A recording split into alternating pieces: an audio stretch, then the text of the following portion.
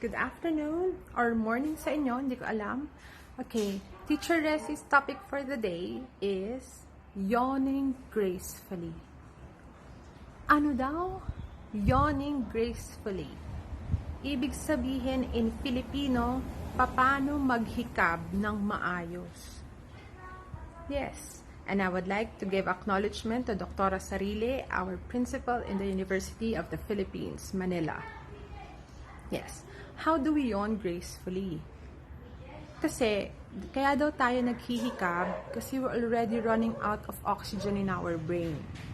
Kaya, inaantok na rin tayo. Okay? So, what is the best solution? Simple.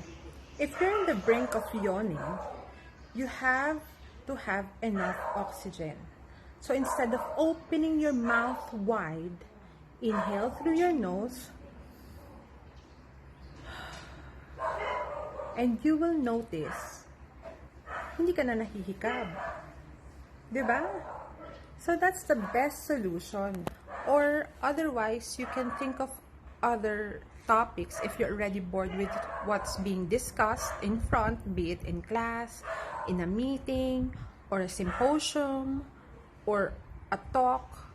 You have to keep yourself awake. Diba?